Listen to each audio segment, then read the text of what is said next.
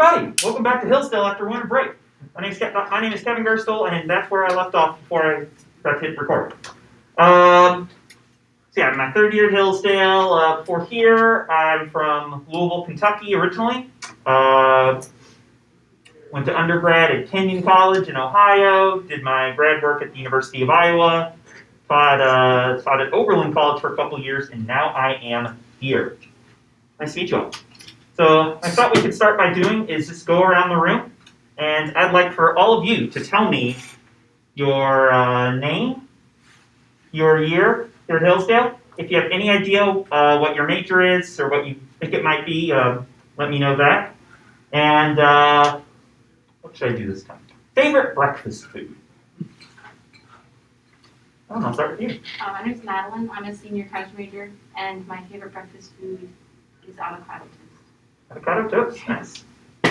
My name is Soren. I'm a junior, right now studying philosophy, and my favorite breakfast food is eggs and bacon. Nice. My name is Elizabeth. I'm a freshman. I plan on studying in chemistry, and my favorite breakfast food is probably bagels. Cool. My name's Isabel. I'm also a freshman, and I plan on studying applied math, and I love waffles. Probably my favorite are the ones listed so far. My name's Marie. I'm a sophomore. I'm a biochem major, and my breakfast food is fruits. I'm Jack. I don't know what I want to study. My favorite breakfast is pancakes.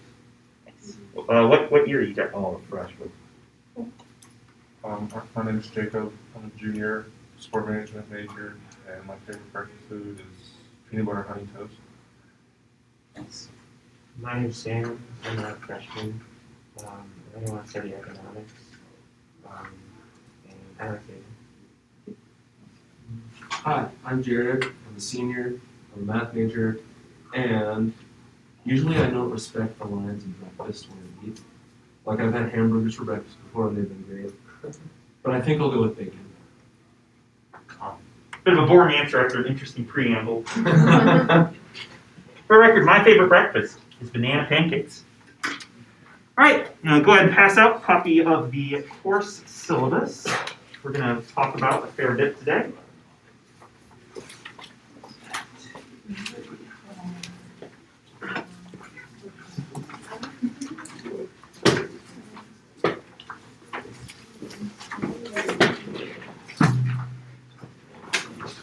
So, a lot of standard syllabus E's.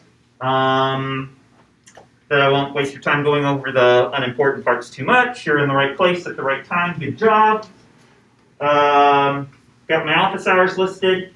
Before every class starts, I'll always write a few things on the board, namely kind of a brief outline of the agenda for the day, when my upcoming office hours are going to be. So today I'm going to have an office hour actually right after class from 10 to 10:50. And tomorrow from 10 to 11 and 1 to 2. But Dr. Gerstl, it says on the syllabus you have one Wednesday afternoons from 2 to 3. Not today. I'm interviewing a search candidate at that time. And upcoming homework, which for today, lucky you, is you don't have it yet. So yeah, if you're in here, you should have taken Calc 2. We're not going to be talking too much specifically about Calc 2 related stuff. This is kind of be more of a generalization of Calc 1, what we're going to be doing in this course. There's a textbook for the class, Vector Calculus by Susan Cawley, 3rd edition. I'm never going to assign homework problems. Well, that's not true. I am going to assign homework out of the textbook, but it's all going to be optional and not anything you have to turn in. And I'm always going to try and choose odd-numbered problems so that the answers are in the back below. So I will kind of be posting homework problems periodically on Blackboard throughout the semester. But you don't actually have to, but it's kind of there as an option for you to get some extra practice in. And then oftentimes the quiz and exam problems will be somewhat based, well, I'll try and make similar to the questions I kind of assigned for the optional homework. Blackboard and email. I will post things on Blackboard and send you emails. That was easy. Okay, COVID-19 policy. So, Thank you all for coming today with wearing masks. Like I said in my emails, I am planning on requiring masks for the foreseeable future. Possibly change that later in the semester based on the state of things, but don't plan on it right now. Because COVID is real, I just had a friend of mine just died from COVID. Mask wearing does does do a lot to help prevent the spread. So I'm not making mask wearing is annoying. Nobody enjoys doing it. If you do, well, good for you. This is your time. And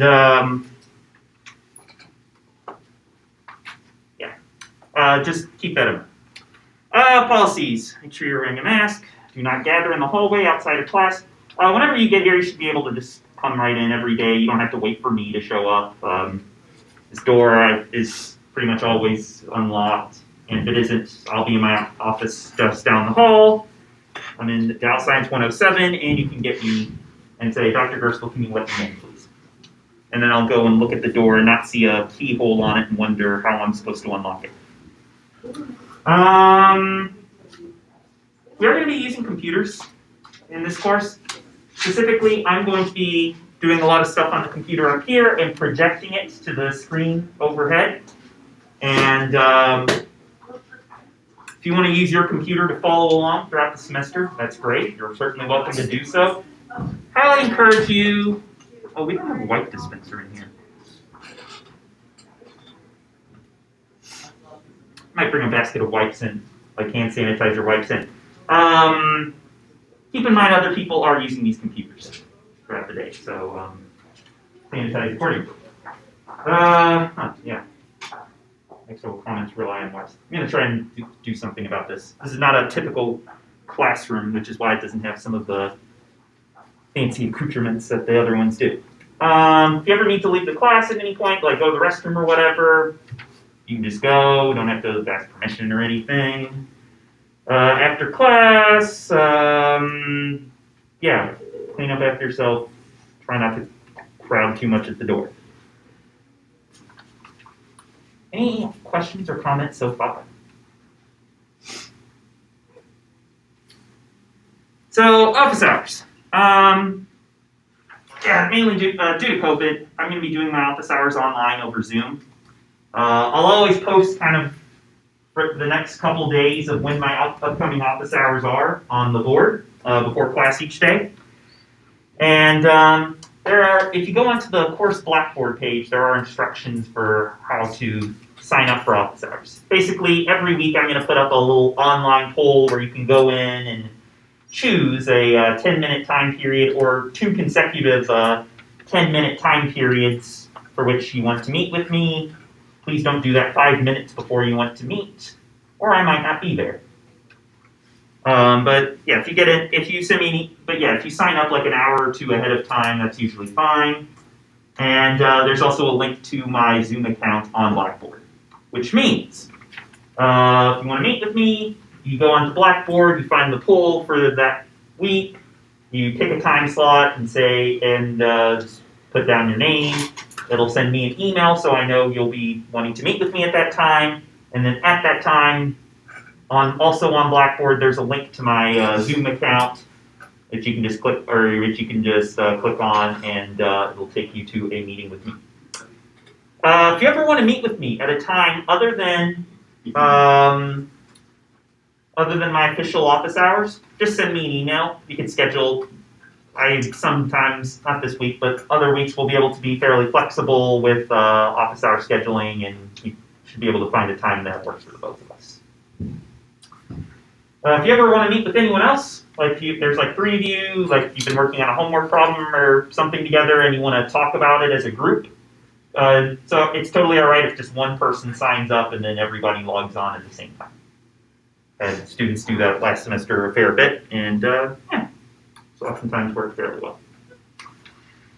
Okay, the grading for this class. This is the big one. I have not had any of you in the calc classes I've taught in the last 1.5 years. A couple of you my first semester here.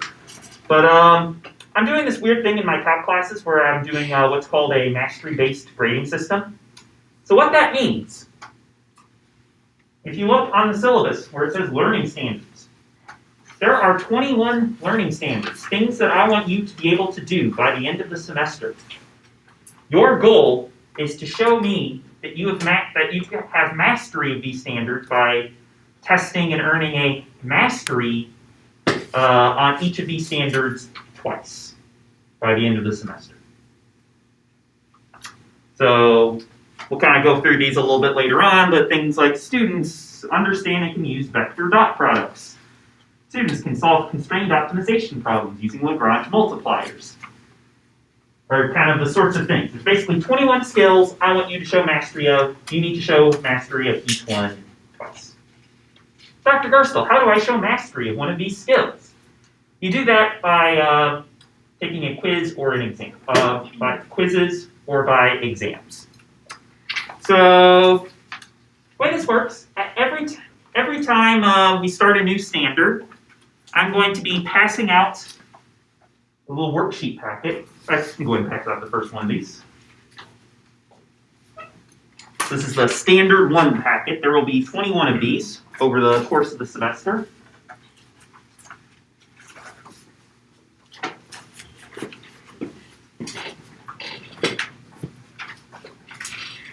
And each time we will kind of work through this as a class. These sheets are kind of optional places for you to kind of take notes. If you want to take your notes in your own notebook or something, that's fine. When I pass these out, you are not going to turn these in or anything. They're just to help you out. Oftentimes I'll write out things like definitions and big theorem statements on these packets with the idea that I don't want you all necessarily to have to try and write all of them down. Each time we get to the end of one of these standards, though, working through one of these packets, there's going to be a quiz in class. It'll be about a 10, 15-ish minute quiz over, and those will always be announced in advance. They won't be pop quizzes. Typically, it'll be something like 1 or 2 classes after we finish talking about the standard. And I'll always list those upcoming quizzes, typically in the homework section. That is your first chance to earn a mastery on each standard. So it's just, here's a quiz, take the quiz. You will get one of 3 grades on the quiz. You will either get an M, which means mastery. That's the one you want. Or you might get J for journeyman, or N for novice. The only one of these that affects your grade in any way is if you get an M. If you get an M, I count that as earning 1 mastery towards that standard. And once you get 2 of those masteries, you're done with that standard. If you get a J or an N, it does not negatively affect your grade in any way. Directly, at least. If you get either of these, basically that just means you didn't get a mastery on that attempt. So, Dr. Gerstle, after the first quiz, how do I earn masteries? Because you're supposed to earn 2 masteries on everything. There's 2 ways. The first way is once a week, starting next week, because next week will be when our first quiz is.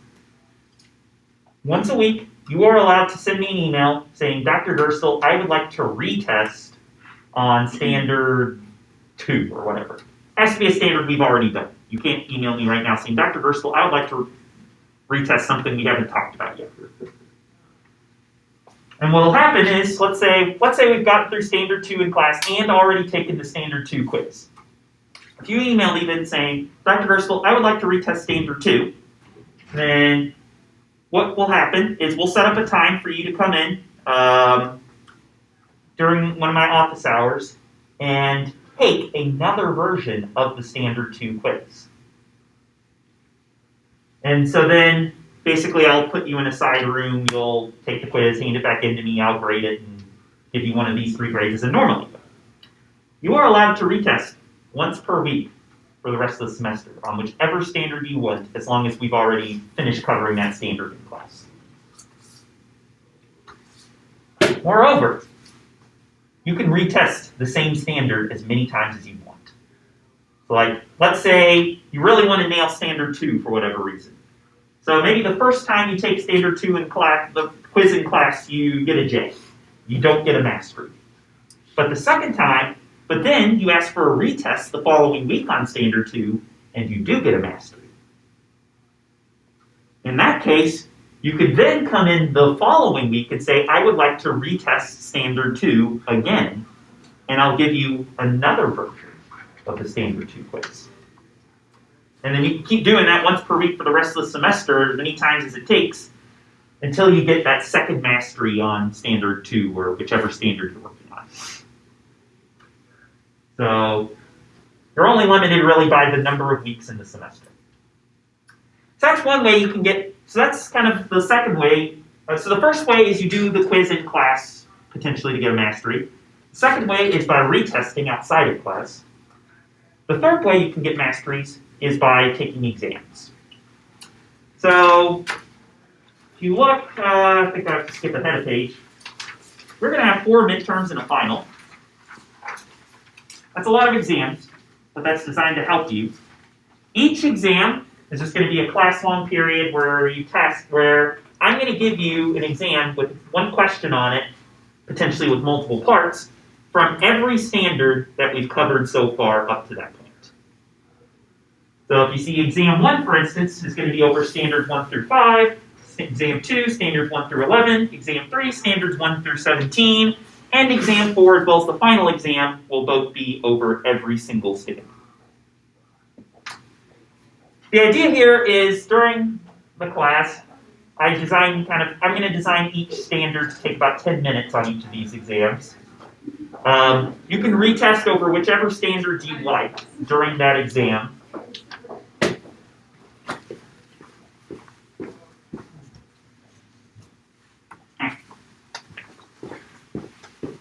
You can retest over whichever standards you like. If you've already earned 2 masteries on a standard, you just get to skip that question on the exam. And exams are just kind of your opportunity to earn multiple masteries all at once. So if coming into exam 1, which is over standards 1 through 5, let's say by that point you've mastered standard 1 twice, standards 2 and 3 once, standards 4 and 5 not at all. If that was your scenario, you would just skip over the standard 1 question because you've already earned your 2 masteries in standard 1, and no, you can't. There are no bonus masteries for earning more than 2 in a single standard. If you want, you can retest it again, and I'll grade it for you, but it won't help you to earn more than 2 masteries in standard.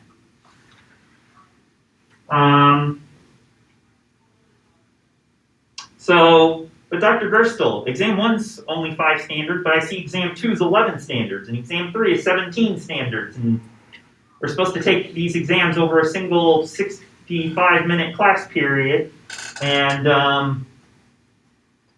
the math doesn't add up, Dr. Gerstel. I don't expect you, for each one of these exams, to take the entire exam.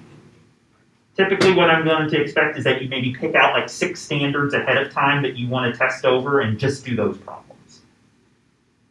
Even if you, because, and I'll talk about that closer to exam times, but past the first exam, the exam will not be written to really be completable during a single class, the whole thing. So I'll leave it kind of up to you to come into the exam with a game plan of which ones do you want to test over. I recommend picking about 6 or so.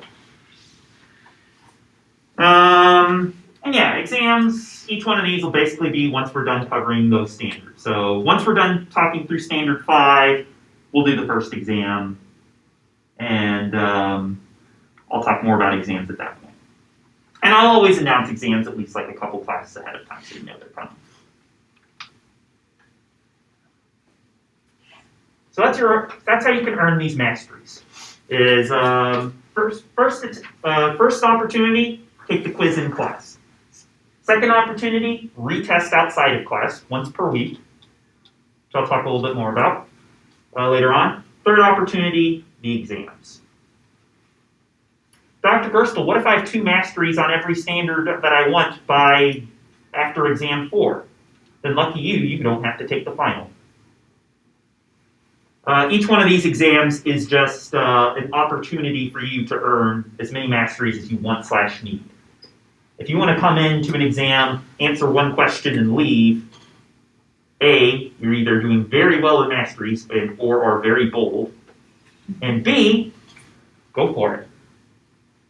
You want to show up for an exam, answer 2 questions, leave 15 minutes later, by all means. I designed, it's a complicated system, but I think it's one that works well with making it so that if you don't understand something the first time around, like if it takes you a while to kind of learn a concept or how to solve a particular type of problem, I don't care when you learn it. I want you to learn these skills, but if it takes you a little bit longer than everybody else to learn the skills, I don't want to penalize you for that.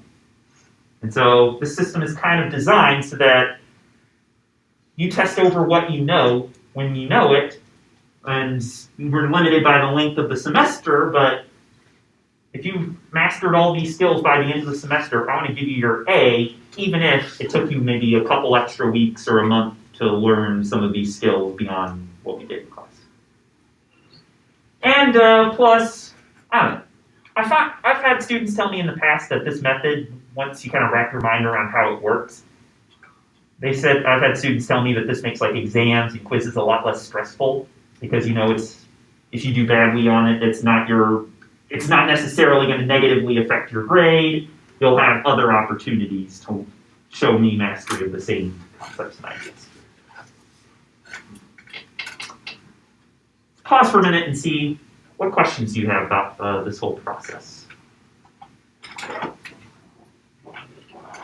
I found that it's kind of complicated and confusing at first, and I'm sure you'll have lots of questions along the way, but once we kind of get past like the first couple standards, students have, in the past couple semesters have taken to it pretty well, and it's kind of made a lot more sense of how things work.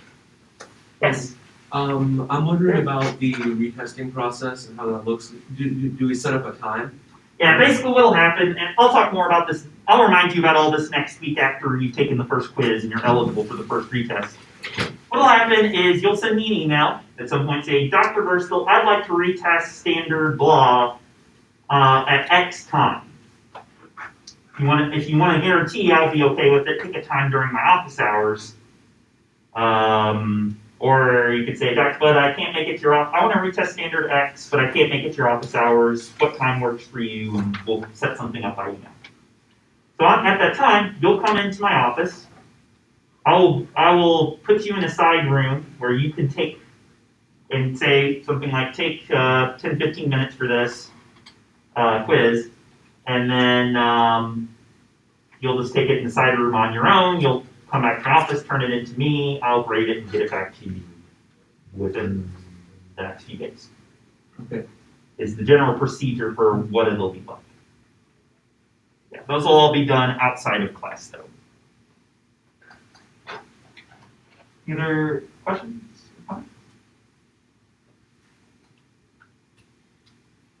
Okay. In that case, let's see. Testing, talk about all that. Okay, so on this third page of the syllabus, there's a little table that basically I'm going to use to determine what your grade is at the end of the semester. And basically, if you want to get an A out of the 21 standards, you need to show me that you've mastered all 20 of them twice and the last one at least once.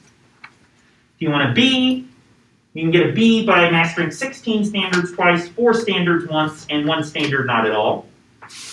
C by getting 12 standards twice, 6 standards once, the last 3 not at all. And you can get a D if you get at least 9 standards twice and 7 standards once out of the 21 standards we'll be looking at this semester. So that's going to be the whatever you end up with. I'll find the corresponding column in this grid, and that'll be your final grade. So like going into the final exam, you should be able to know exactly what your final grade would be at any point. If at any point you decide I'm done, I've gotten the grade I want, see you later, Dr. Gerstle, I guess you can do that. And yes, I will be doing pluses and minuses if you're like in between two columns. Let's see. All that. The exams, retesting, participation. You should participate. It's good for you. Seriously, ask questions in class. If you think a question is dumb, chances are there's 5 other people in the class who have the same question and think it's dumb. Please be the one to ask it. It will make me look more favorably upon you for asking it, even if you think it's a silly question. And it'll be a relief to everyone else. Other expectations of student performance. Don't be a jerk. Don't be on your cell phone, etc., etc. Don't be distracting. Use your classmates as a resource. Okay, this one's tricky because COVID and social distancing and all that. But honestly, as long as you're being safe about it, I think it's great to have other students in the class as like a resource to like work through homework assignments together,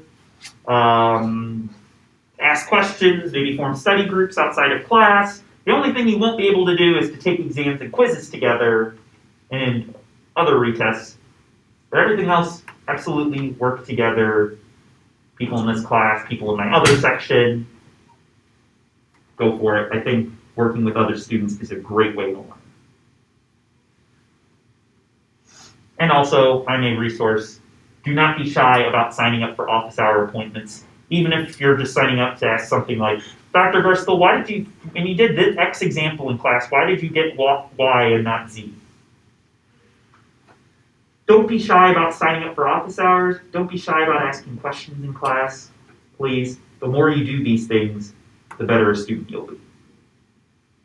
I know it's hard. I know lots of you are shy. I too am very shy. But it'll be good for you. Plus, the more you ask questions and stuff, the better a sense I'll have of how the class is going. And then, a list of important disabilities. If you have like extra testing time or something, let me know as soon as you can so we can organize that and figure that out. Happy to work with you there. And I have a list of important dates of like when's spring break, when's Easter break, etc., etc. Your class, final exam, Friday, April 30th, from 1 to 3 p.m. I think this class is interesting because it technically takes up 2 time slots, the 8 o'clock and the 9 o'clock time slot, Monday, Wednesday, Friday. So I had the choice of making your final at 8 a.m. or at 1 p.m. I chose the 1 p.m. We can have an argument about that in a couple months from now if you all want that changed. I don't know, you all signed up for the 8:45 section. Maybe you'd rather be early. What about that? Okay, any questions about general class policies or how things are going to be working? I'll try and remind you throughout the semester when, like, for instance, it comes time for our first quiz, what's that going to be like? After the first quiz, how does retesting work? When it comes time for the first exam, reminder of how exams work. One thing I will say, quizzes and all quizzes, closed book, closed notes, you're on your own. Dr. Gerstle, do I need a calculator? No. You're not allowed to have a calculator. I'm purposely going to try and ask more types of questions that don't involve lots of hard calculations. Like I'm not going to say, integrate 4.943 x to the 7.165. I'm not going to ask those sorts of questions. The questions, I'll try to always ask questions that have nice numbers if you know what you're doing. And also, I'll try and ask a lot of conceptual questions too. Why do things work the way they do? And not just, here, compute something. There will be lots of those too. But. Okay. Yeah, unless you all have any questions, I think that's all I have to say about the general structure of the class. Okay, so next up, let's go through, do a little bit of an outline of the semester. I'm going to talk a little bit about, one thing I forgot. COVID is a concern. Sickness is a concern. if you are feeling sick at any point, and there's any chance at all it could be something infectious, like, I don't know, COVID, don't be shy about missing class. Please, I encourage you to just email me and say, Dr. Hurstel, I'm not feeling well, I'm not sure what's up.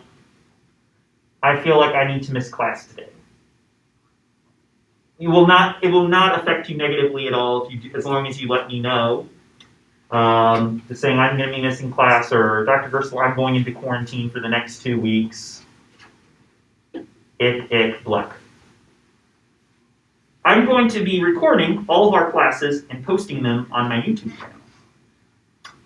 Dr. Hurstel, you have a YouTube channel? I do indeed have a YouTube channel where I've been posting all my classes. If you want, you can go see everything I taught, all my classes from last semester still.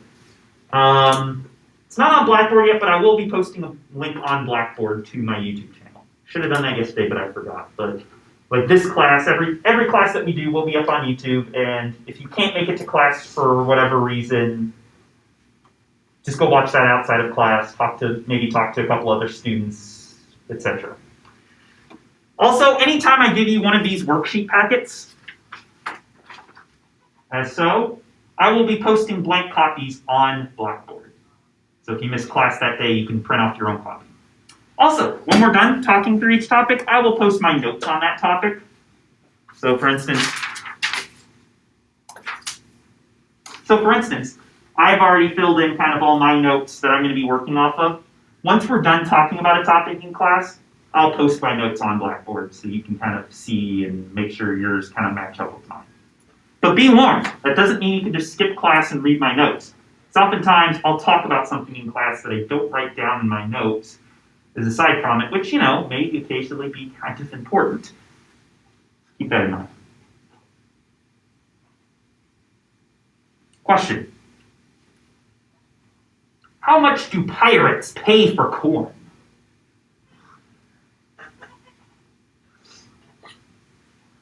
They pay $1 a year. Okay, there's always going to be a joke of the day, and if there isn't, that means I have one, and that means I've forgotten to give it. And so, who do I want? I don't know, I'm not going to pick on anybody quite yet. Somebody remind me if I forget to do the joke of the day at the start of class.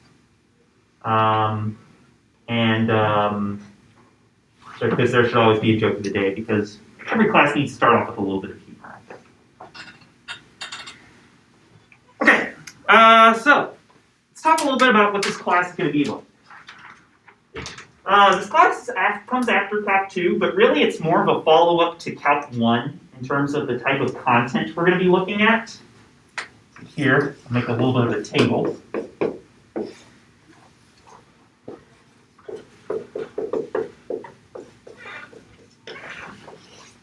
Just in terms of the sorts of topics we're going to be looking at.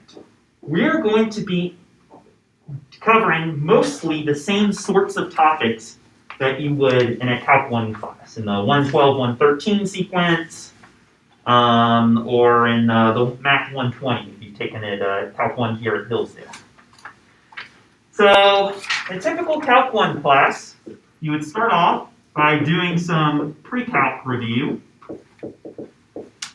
Well, we're going to be doing that in here, except it's not going to be called PreCalc, it's going to be called vector/matrix algebra. And that's going to be standards 1 through 5. So basically everything up through the first exam. Is going to basically, up through standard 5, we're not going to be doing any sort of calculus in here.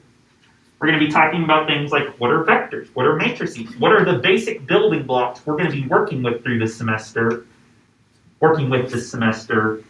and how do we use them so that we can start learning how to do calculus later on. So the next thing we're going to be doing, limits, continuity, and derivatives. Well, our next major topic in this class is also going to be limits, continuity, and derivatives. And those will be topics that take us from Standard 6 all the way up through Standard 11 out of 21. In Calc 1, we talk about single variable optimization.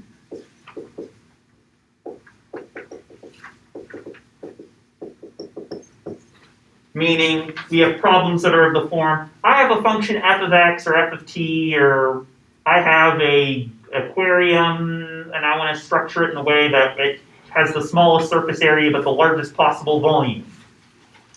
We're going to be answering those sorts of questions in here. How do you do that? Except instead of single variable, it's going to be multivariable optimization.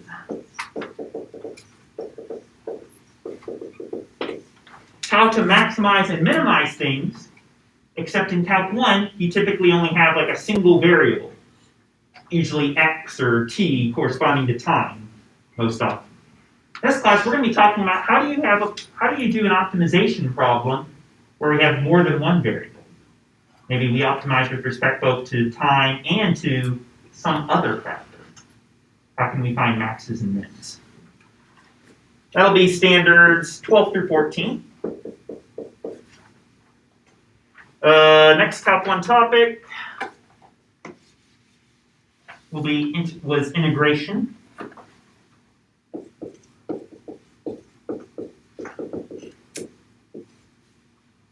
And we are going to be doing multiple integration in standards 15 through 17. What that means is, instead of integrating with respect to x, maybe we'll first integrate with respect to x and then we'll integrate with respect to y.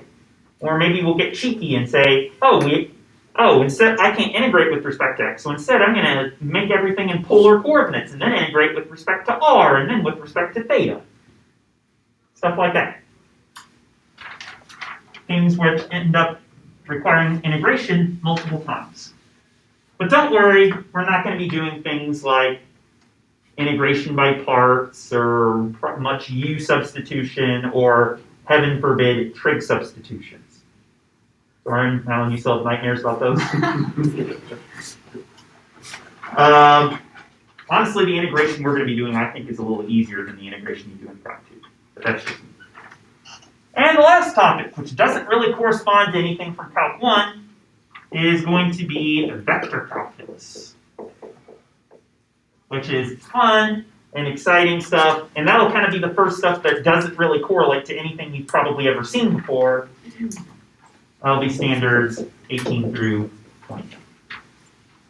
So the last few standards we kind of will branch out and cover new territory, but really the outline of this, the main types of things we're going to be doing in this course is very similar to the types of things we're going to be doing in a Calc 1 class.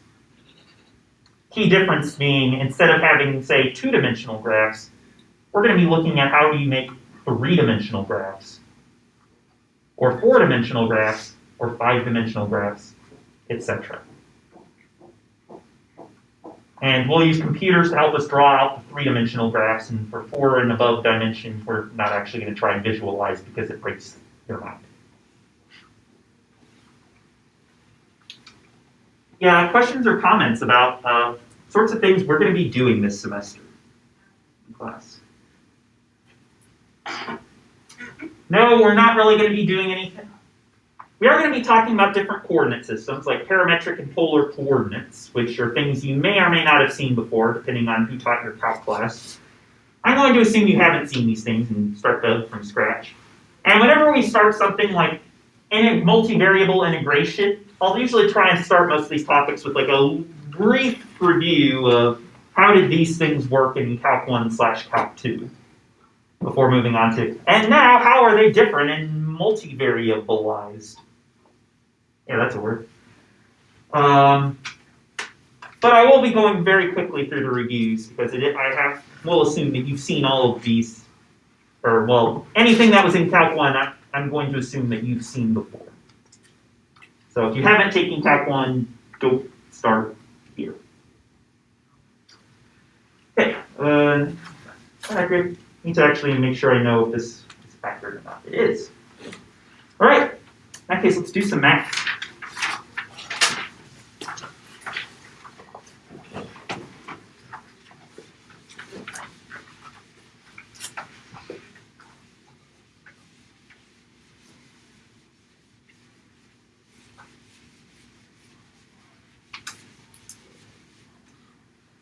Dr. Gerstle, why are you only using like 2/3 of the board space?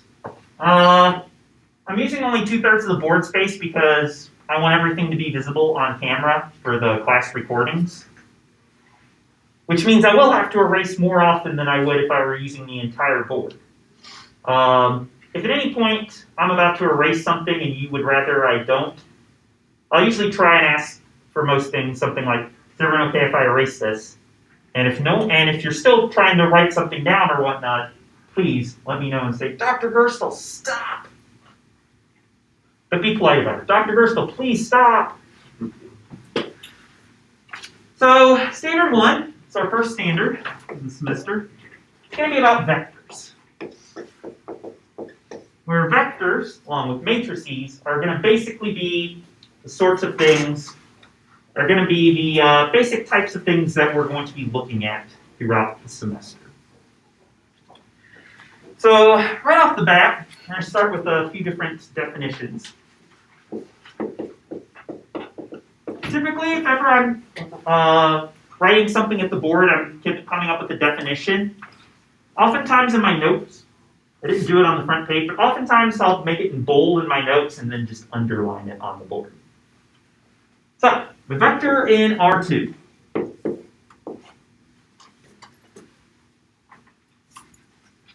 Vector in R2 is just going to be an ordered pair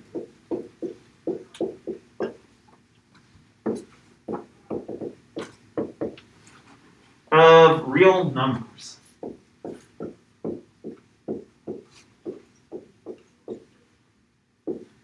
Something of the form A, comma B. So for instance, we might have the points 2, 3, 3, 5, -1, pi. Would all be examples of vectors in R2. R2 in general, I want you to think of as being the coordinate plane. The xy plane. And when we say we have a vector in R2, or a two-dimensional vector, it's something that has an x component to it, and something that has a y component to it.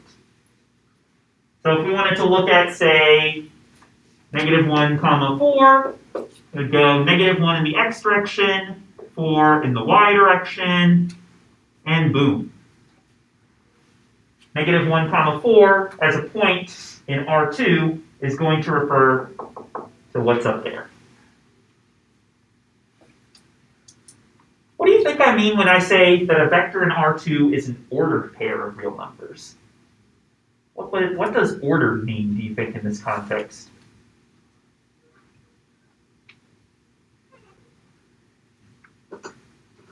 What is there really to be that can have an order, so to speak?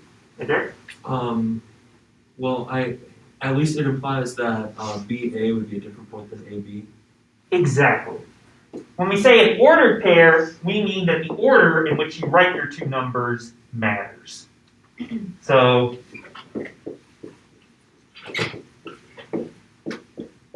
ordered means, for instance, that if I were to try and do -1, 4 versus 4, -1, they're not going to give us the exact same vector. -1, 4 is going to be way up here, whereas 4, -1, if we tried to draw that out visually, it's going to be way down there. Ordered means they do not refer to the same point. Unless you have A and B are equal to each other. If you have something like 2, 2, whether you swap the 2's or not, in that case it doesn't matter, clearly. But if your A and your B are not equal to each other, AB and BA will not be the same point.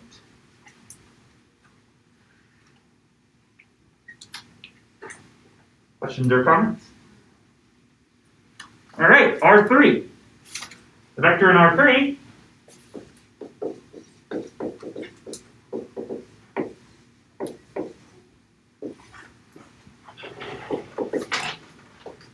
if a vector in R2 is going to be an ordered pair of real numbers, something of the form A comma B, what do you think a vector in R3 might look like if you were to try and generalize a little bit?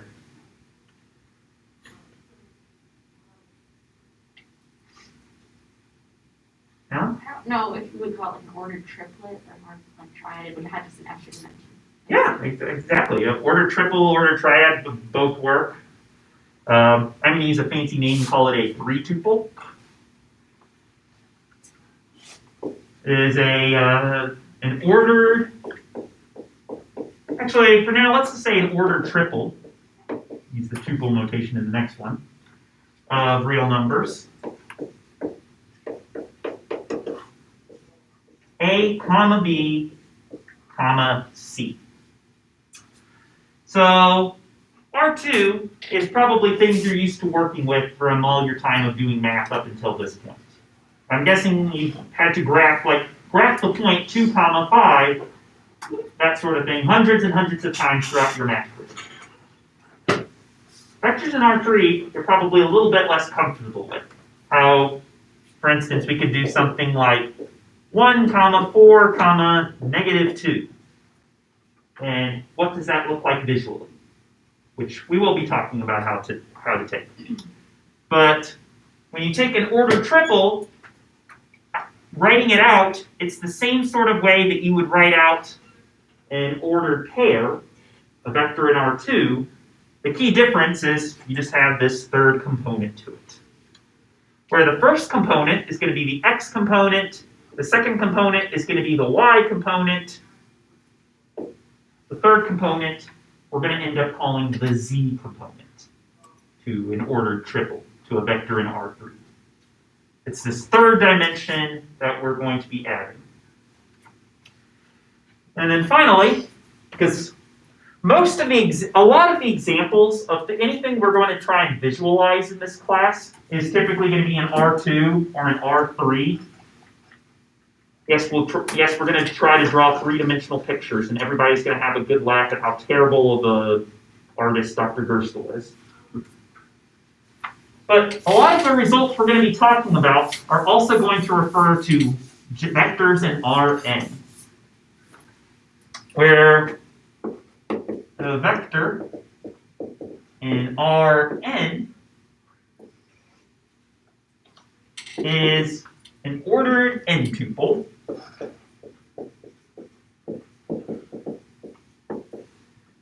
A1, comma A2, comma up through A sub n. So whenever I talk about something being a vector in Rn in this class, I want you to think about Rn as being, it could be R2, it could be R3, it could be R5762. We don't know. We're trying to make a general sort of statement about something that could work in any number of dimensions. Could be 2, could be 3, could be a billion dimensions for all we know. And so, for instance, if I wanted to write out a vector in, let's say, R5, I could do something like -2, square root of 7, 3 pi over 2, 8. Anybody have a favorite number? 113. 113. That would be an example of a vector in R5. Something with 5 components to it, all of which are real numbers. Dr. Gerstle, what's a real number? Real number is any number that you've probably seen before, anything that can be written on the number line. So don't put any i's in it. No square roots of -1, otherwise it's probably a real number. Something like square root of 5, something like 1 over pi cubed, everyone's favorite number from Calc 1, e, all going to be real numbers. And in order to make a vector in an arbitrary Rn, pick n real numbers and put them into an ordered n tuple. And keep in mind, all of these are still ordered, which means this is not going to give us the same vector as, say, -2 square root of 7, 8, 3 pi over 2, 113. Even though these two vectors have all the same numbers within them, they're not in the same order, which would make these two vectors not equal to each other.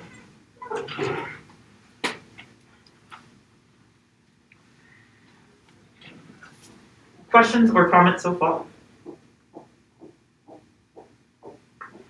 So here's a fun bit of notation that'll take you that'll really confuse you for about a week, I'm guessing, until you get used to it. Oftentimes when we talk about vectors, we have special notation for how to write out like the vectors. Like when we say x equals 2 in Calc 1, we typically assign, oftentimes we'll have variables and then assign values to those variables. Like we could say x equals 2, or y equals 5, or z equals 113 if you're Jared.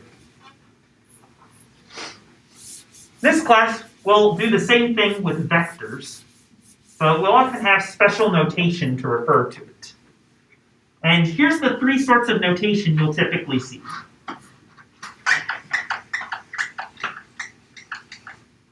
Bolded letters, so like a bold letter V, a V with an arrow above it, and just a plain old V or a different letter that doesn't have, that's not bolded and does not have a little arrow above it. These two symbols are going to mean the same thing. And typically, they're going to be used whenever we're talking about a vector.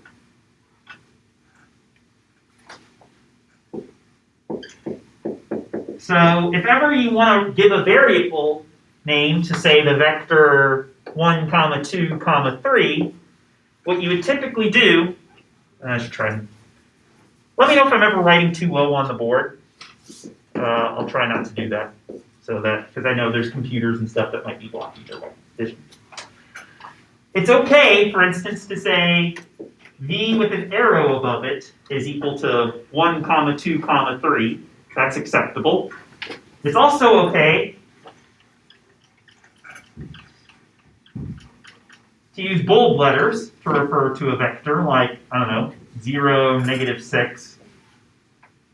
But what you should never do is just have a plain single letter that refers to a multidimensional vector like this. Instead, if you ever are referring to a single number, just use a plain old letter, like a V that's not bolded, that doesn't have an arrow above it, etc., etc. So when we talk about just plain letters,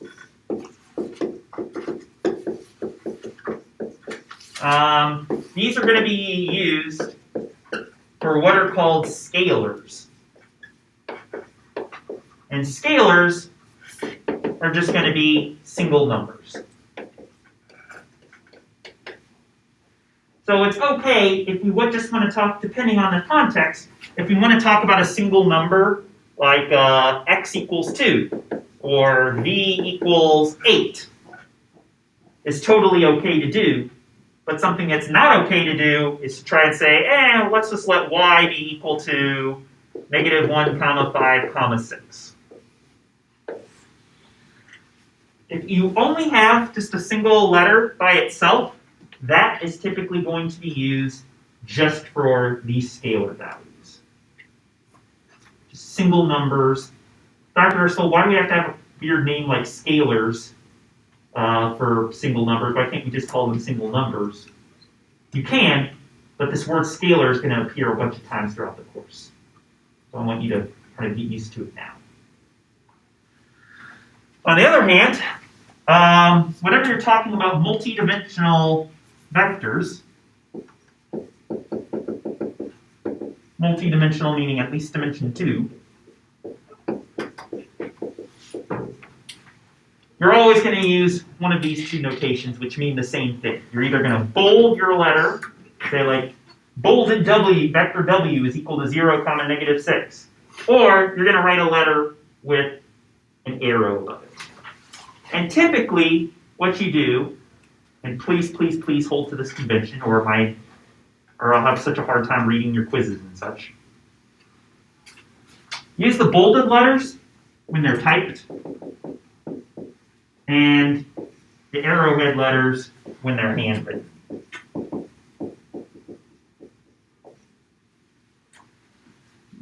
After this page, you are never going to see me write on the board a vector by trying to write it bolded. You may see that in my notes. You'll oftentimes, like, I'll write something like in my notes, like, or typed out in my notes, I'll put like big bold V is equal to 0, negative 6 or whatever.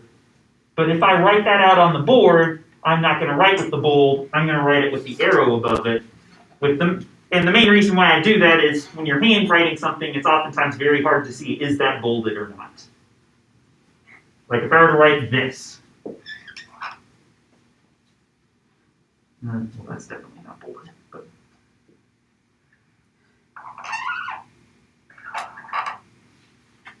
is that bold? Is that V bolded or not? Who knows? A little bit unclear. But if I put a little arrow above it, that's a lot less ambiguous. That's how you know I'm going to be referring to a vector rather than to a scalar value, something that's a single number. From last time I taught this course a couple years ago, students, I think you'll probably catch on pretty quickly. Something with an arrow above it means multidimensional vector. Something with no arrow above it is going to be scalars. And and please, never in your quiz try and write out a bolded letter. Unless you're typing out your quiz answers, in which case knock yourself out, I guess, but that's weird. So I make this distinction because that's how the textbook uses it, and I'm going to try and use the same sorts of notation as the textbook. Bolded letter in the textbook means vector. Non-bolded letter means just a scalar value. And when you're handwriting things out, instead of bolding the vector, put the letter with a little arrow above it. Any questions or comments so far? Let's see. What's the next topic? I think it's visualizing things. Yeah. I tell you what. We'll pick up next class with how to visualize multidimensional vectors. So next class, when we come back, we're going to talk about different types of vectors or different types of ways in which vectors can be used. And we're also, in the process, going to talk about how do you graph in 3 dimensions, which is a fun little task to try and do sometimes. If you're all doing okay, if you have anything you'd like to talk about, in general, you can come up to me after class. I'm okay with that. Try not coming up in my face or within 2 feet of me, please. But happy to answer questions like after class if you just want to come up and ask. Otherwise, I am going to have an office hour for the next hour. If you have something more substantial you'd like to talk to me about, try going into Blackboard, go to the office hours tab, and set up a Zoom meeting with me. Happy to talk to you now. Okay, hope you all have a great day. Good to meet you all. I'll see you on Friday.